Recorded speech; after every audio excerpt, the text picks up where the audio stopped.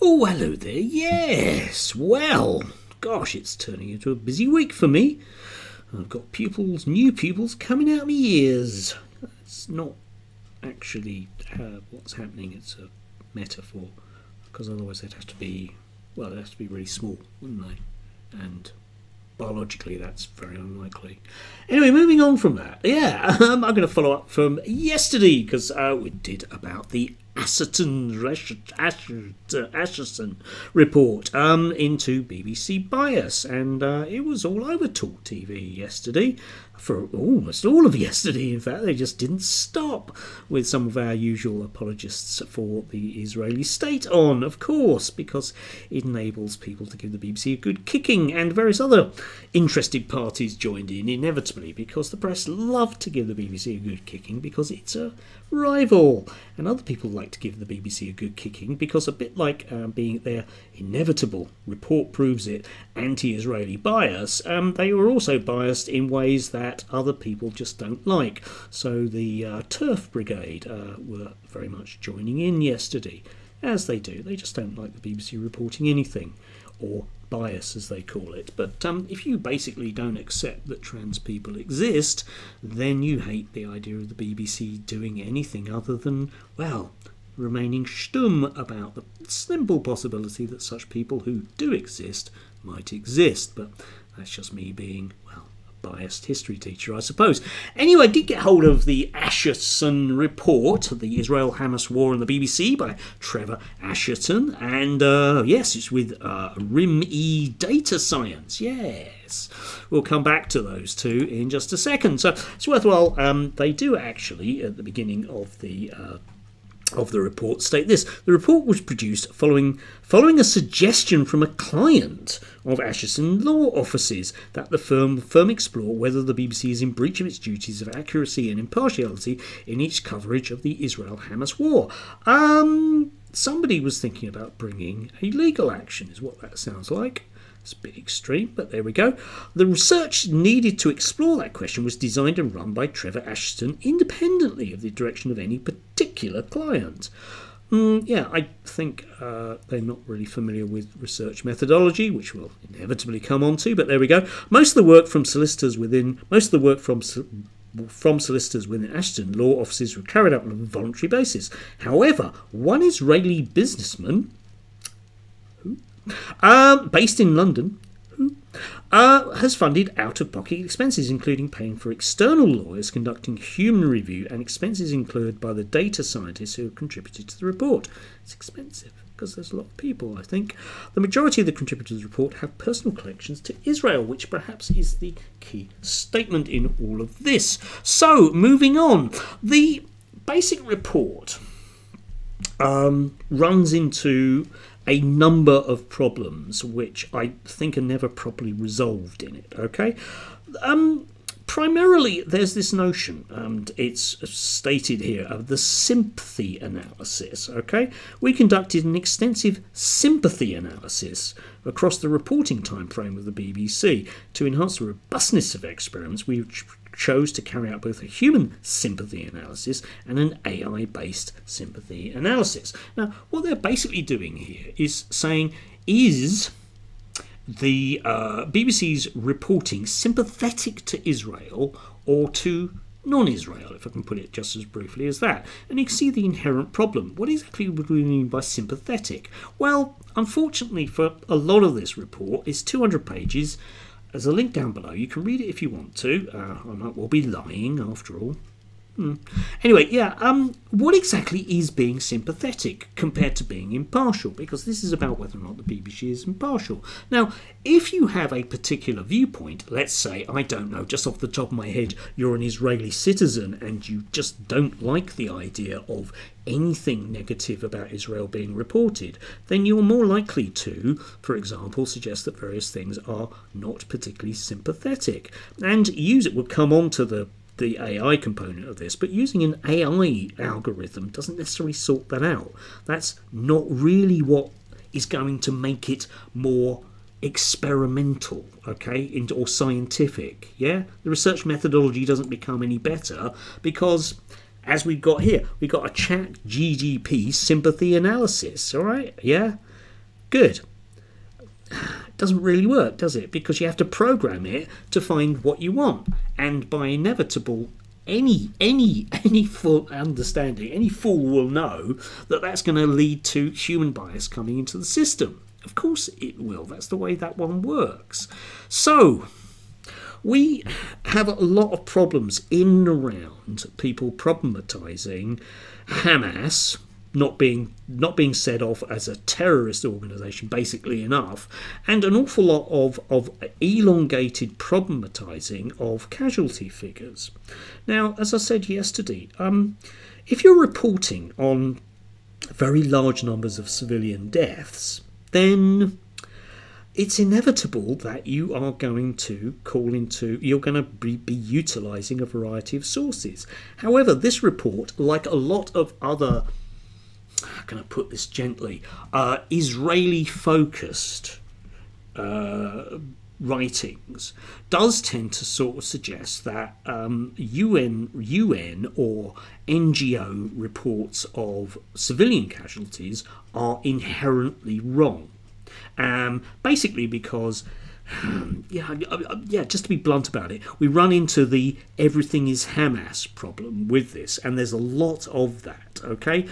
Again, you can read this for yourself. I don't want to linger too much on this. So, one of the issues as well with this, about a quarter of this report is about ambiguous language. Okay, the notion that that when we talk about a war, we need to make sure that we are being very clear about what there is and what we do know and what we don't know. Now, you may notice this from lots of other people who complain bitterly that there are large numbers of people that die in Gaza and it isn't linked explicitly to what will patently be Israeli action. Well, this report goes exactly the opposite way and suggests that basically you can't just suggest that Israeli citizens are killed. They have to be killed for a very particular reason, be it Hamas or Hezbollah or some nefarious settler who's resenting somebody bulldozing their house on the West Bank. And yes, I am biased in this. Of course I am. However, I am very upfront about it. I'm not trying to present you with a scientific viewpoint. I am criticising them. And yeah, in particular, they have the kicking boots on for Jeremy Bowen, who they really dislike. And as I say, about the last certainly 20% of the report is basically criticising individual things that he has said. But, I'm sorry, but it's a bit cheap to do that. I'm afraid, on a blunt level, it's a bit cheap to do that. Simply, having a go at a person on the ground. Now, Jeremy Bowen might potentially be biased. I personally, over the years of having watched him, can't see it. I would argue the same thing. Lots of people actually argue the same thing about John Simpson. I can't see that he is biased. I think I've had interactions with him on Twitter, for example, and I've never had the sense that he is doing anything other than trying his damnedest to be impartial. However, if he is asked a straightforward question, as in the sense of what do you feel about Israel, he will give you an answer. He was, after all, tortured by the IDF a number of years ago. I think it's valid for him to be able to say that. He does have a personal skin in the game. Now, you can argue that people mustn't do that. I'm not entirely sure that they can do. Not to the extent to which the report's authors want. Now, just very briefly about that, okay? Trevor Asherton lives in Jerusalem. He has a long history of criticising the BBC, should we say, okay? And again, I have a problem with people with joint nationality. It astounds me that the British state, well, two things about the British state that astound me. We'll come on to the second one in a bit. The first thing is, it astounds me that we allow people that have dual citizenship between Israel and Britain to go out and fight for often months at a time and then return to the UK without the British government problematising that at all. That worries me a great deal, that we simply allow what are nominally British citizens to take part in what may well turn out to be war crimes. Think about that. Think about if it was a group of Muslims that were going out to Syria on a regular basis. People would be up in arms about it, but oddly they're not, because the way that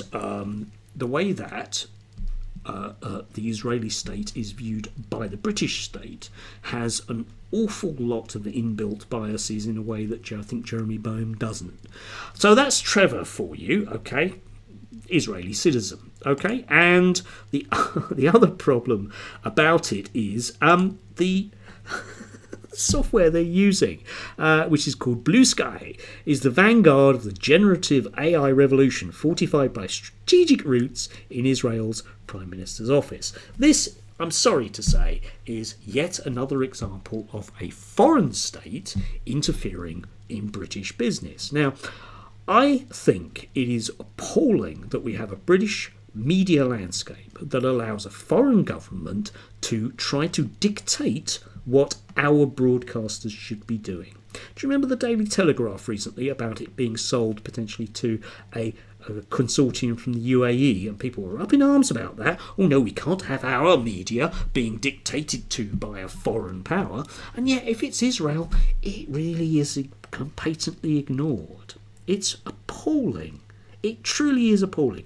I think that if you were to say that to someone like Margaret Thatcher in the past, you'd be turning in a grave.